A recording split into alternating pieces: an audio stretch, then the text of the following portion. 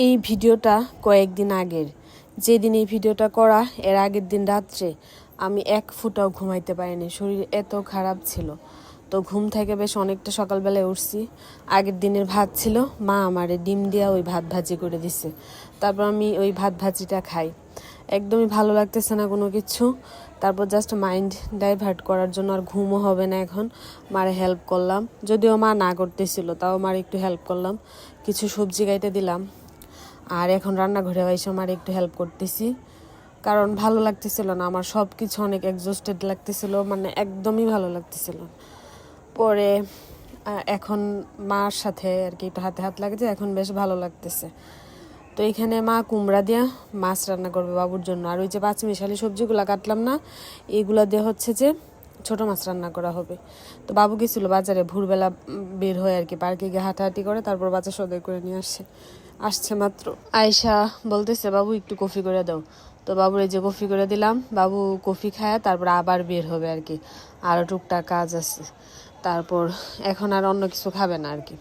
আর এদিকে মা রান্না মোটামুটি হয়ে গেছে, বাবু যদি চাইতো খাইতে পারতো, কিন্তু বলতেছে না, খাইলে আর বের হইতে পারবো না, হাঁটাচড়া করতে পারবো না, একবারে কাজটা শেষ করে এসে পরেই খাবো না। তো তারপর স্নান টান করে খাওয়া দাওয়া করে এদিকে ভাই আমার জন্য কদবেল নিয়ে আসছে। এটা তারপর সন্ধ্যার দিকে বর্ষা গেছিলো বাইরে, আমার 2 in 1 আইসক্রিম খেতে ইচ্ছে হইতেছিল, আমার আর বর্ষার জন্য 2 in 1 আইসক্রিম নিয়ে আসছে। আর ভাই 2 in 1টা মনে হয় তেমন একটা পছন্দ করে না, ভাইয়ের জন্য হচ্ছে যে কাপ আইসক্রিম নিয়ে আসছে। তারপরে এটা আর অনেকক্ষণ পর এখন হচ্ছে যে একটু দুধ, কলা, রুটি খাইতেছি।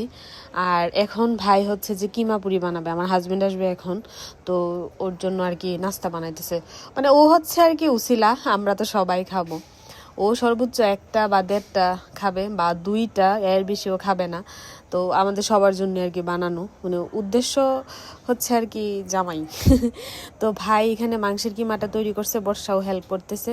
বর্ষা হচ্ছে যে এই যে ডো তৈরি করে দিচ্ছে, ডো তৈরি করে দেওয়ার পরে এখন হচ্ছে যে এগুলো বেলাবেলি করতেছে। আমি একটু হাত লাগাতে গেছিলাম, আমার তো এইসব বিষয়ে আমি খুবই আনাড়ি, আমার হাত লাগানোর অবস্থা দেখে আমার ভাই বলে, বইন থাক, তোর আর কিচ্ছু করণ লাগতো না, তুই টিপ মেরে বয়ে থাক। তারপর আর কি আমি এখানে দর্শক ছিলাম, তারা কাজ করছিল, আমি দর্শক ছিলাম। তো আমাকে এই যে বানায় দেওয়ার পর আমার হাজব্যান্ড আইসা পড়ছে অলরেডি, ও আইসা 1.5টা খাইছে, ওর অর্ধেকটা আমি খাইছি। তো ও যাওয়ার পর এই যে এখন বসে বসে আমি খাইতেছি আর কি। তো তারপর বসে আমার নীল পালিশ উঠায় দেয়, ও বাইরে গেছে, আইসা ঘোরাঘুরি করে তারপর 10:30 11টার দিকে আসবে আর কি। তো এখন বসে আমার রিমুভার দিয়ে নীল পালিশ উঠায় দিল, আবার নীল পালিশ দেওয়া দিল।